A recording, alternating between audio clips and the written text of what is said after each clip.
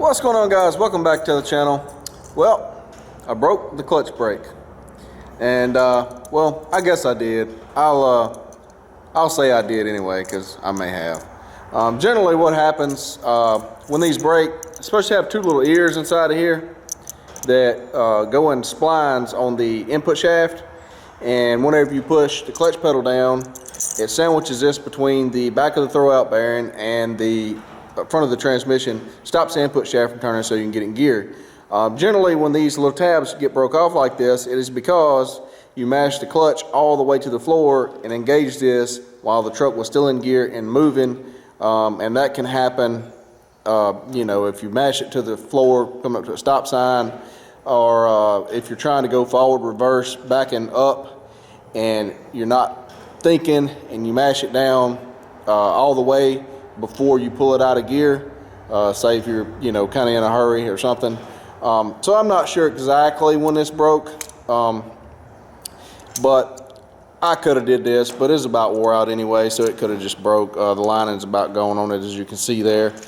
This is a quick change. Luckily it's not a one piece, so somebody else has broke it before. It's broke before, and I've never seen one exactly like this with the way this quick connects, but you just take a screwdriver and stick up under that tab right there and unclip it, and it flops off. And I went and picked up another one that's just like it here.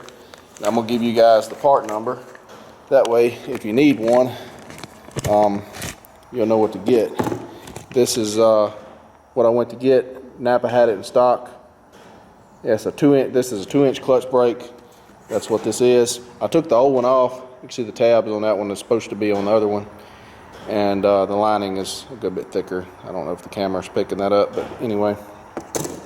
I pulled the old one off here because I didn't know they made these in a couple different sizes, and I didn't know what size it was, so I pulled it off of there and went to get another one, and now I'm going to put this thing on. I don't know if I'm going to try to film that or not up under there. It's you just got an access hole to get up in, and it's not much room. You need about 3 hands to try to hold that on there, and get it around there and try to hold a camera and a light and maybe a screwdriver and what else, so I don't know. But anyway, I'm going to change my oil. I'm doing the first oil change on the truck. I was going to do that last weekend, and then I went to town and got everything. I've got the oil sitting right here, as you see. I've got some Lucas here, and the reason I run the Lucas is because these Cummins do not have the greatest oil pressure at idle, especially when they get a few miles on them, and when it's 100 degrees outside and the oil temperature gets up, the oil pressure is really low. And so that's the only reason I run the Lucas, is it helps bring the oil pressure up a little bit, and it helps with the engine oil usage also. But so when I got back last weekend to change the oil, like I say, I had everything in stock. I usually keep the oil filters on the shelf over there. I went over there to the shelf. I had the truck unhooked from the trailer, greased the fifth wheel and everything, had it in here, got it jacked up, was ready to do it, and realized that I didn't have an oil filter that I used the last one when I changed the oil the last time, and I didn't order one and put it on there, or I didn't put one back on the shelf, and so I didn't have an oil filter, so I just had to abandon the oil change, and so we're changing it this weekend. And I've got 22,600 miles on it, and that's 618 engine hours is what it figured up to be. I have not idled the truck a whole lot, no more than I had to. And as of last weekend, I had only added a half a gallon of oil since I changed the oil 22,000 miles ago. Now last weekend I added 1 gallon because it was on the add mark on the bottom of the stick. And I said, well, I'll add a gallon and I'll change it this coming up weekend, which is now. And so the oil usage on the truck seems to be very minimal compared to my last one. My last truck, I would have used 10 gallons. I would have had to add 10 gallons. It used about a gallon of oil every 2,000 miles. So in this length of time, I would have added probably enough oil for a complete oil change. But anyway, so that happened, and then the last load that I hauled, I got a bolt stuck in the tire. That video should be ahead of this one. And so then I had to come by the house and change the tire, so I was kind of late for my appointment, and that's whenever this let go, or maybe I was frustrated and mashed the clutch too far down. Could have been my fault. I'm not sure. Either way, it's broke. Luckily, it's a quick change, and we're going to slap that other one on there and be good to go. So no issue there. I've got oil filter in stock this time. I ordered one. As I usually do, I actually ordered two, one for the shelf, one for the truck. That's the way I usually do things, and keep one in stock.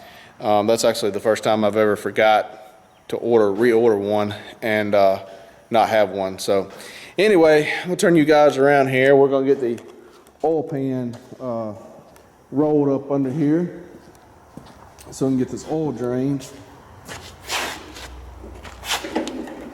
And for those of you who are wondering, this oil pan here was once a toolbox, and I made an oil pan out of it.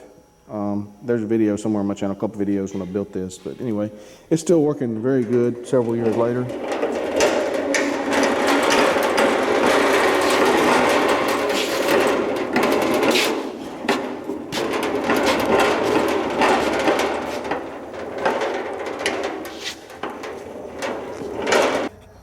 Turn a light on here so you can see. And you can see the oil drain plug there. I've got to get up under there and drain that.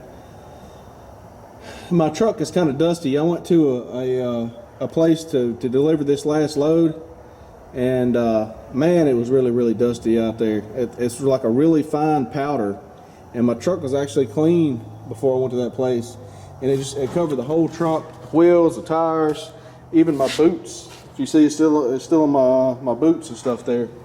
The really fine powder. So I don't know what that stuff was, but anyway, it covered the whole truck with it, everything. You can see the suspension and everything. It covered everything that with a real fine powder. It's like a gravel dust or crushed concrete dust or something or other. I'm not sure. I changed the fuel filter last weekend. You can see the dust on that. But I changed it last weekend. I've got some more of these on order because I had some trash in the fuel tanks when I got this truck, and I've been changing them. I've probably put, I think this is probably the 5th.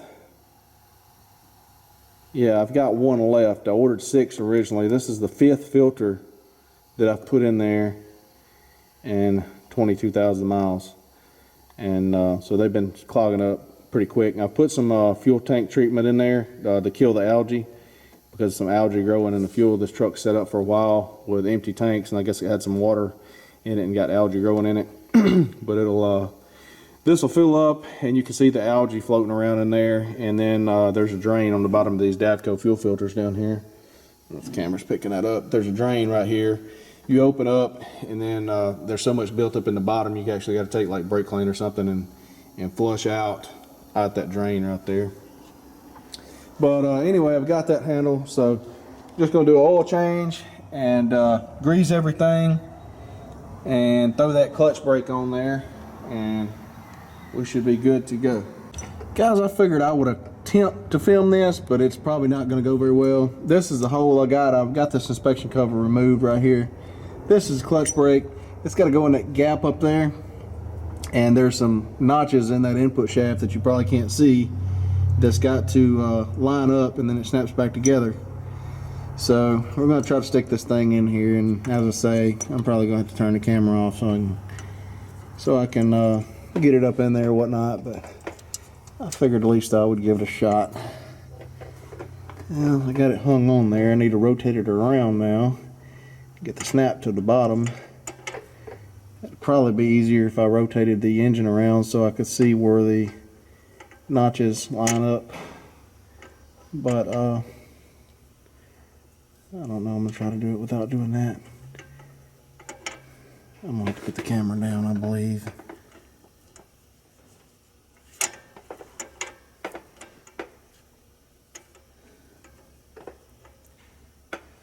There's just not much room there to do anything with. So that's why you want these simple ones, in my opinion, so you can do something with them. It's supposed to be what they call a quick change clutch brake.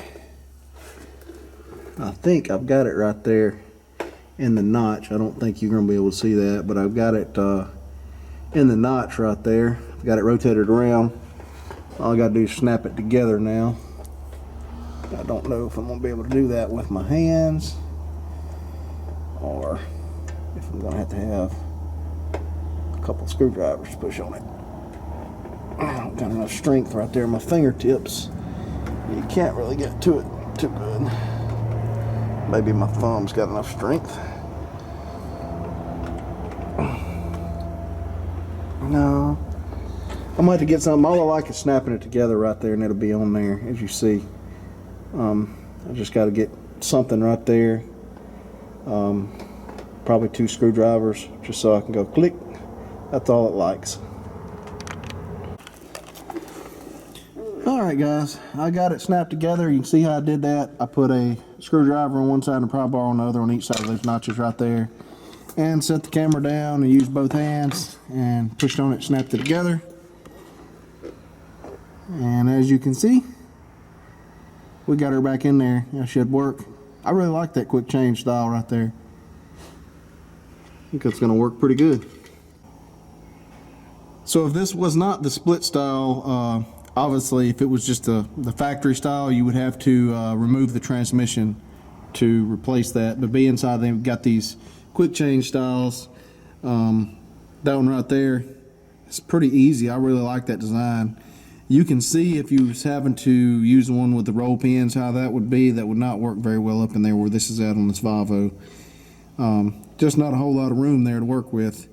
You could potentially remove your hydraulic slave cylinder here and gain some more access room, but that right there worked out with just removing the little inspection cover. And so we got it on there. It didn't take but like 10 minutes, 15 minutes. It didn't take too long.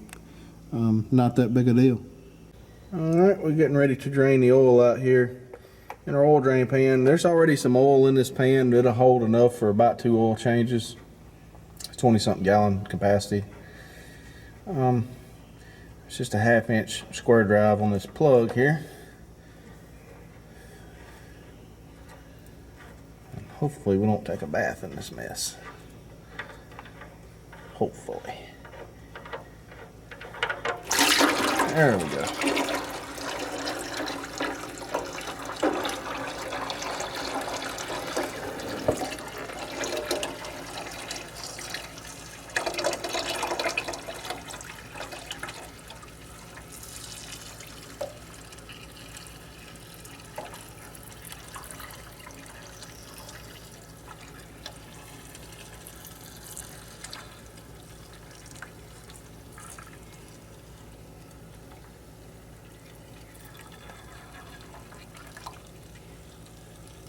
I usually take the oil filter off first and then drain the oil, but it doesn't matter which way you do it. I just usually do it the other way, but I'll do it too for this time.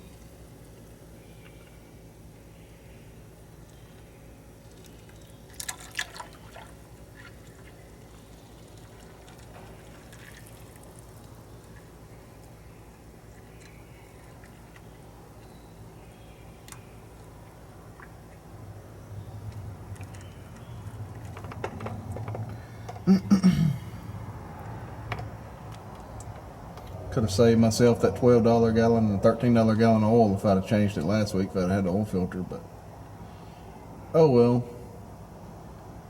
I guess technically I didn't have to add it in there, but I didn't really want to run it barely touching the stick either. Not that I haven't done that before in the other truck, but it's not good practice.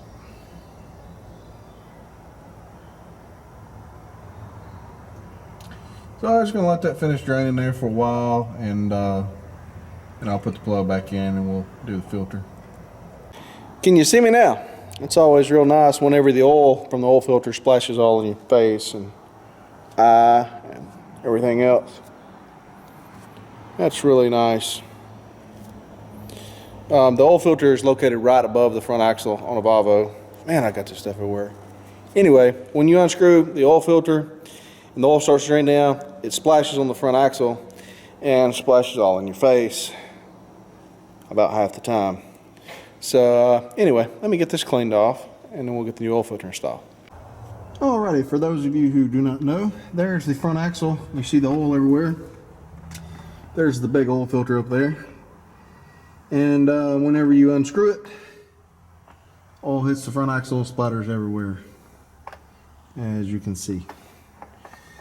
So anyway, we got the new one on there now. We're good to go. All right, guys, I got everything done. The oil's changed, clutch brakes installed, got everything greased, all the slack adjusters and all that stuff. There's the old oil filter on top of the drain pan. Need to stand it up and let some of the oil finish draining out of it. But anyway, got everything wrapped up. I'm gonna go clean up. Thanks for watching. We'll see you guys in the next video.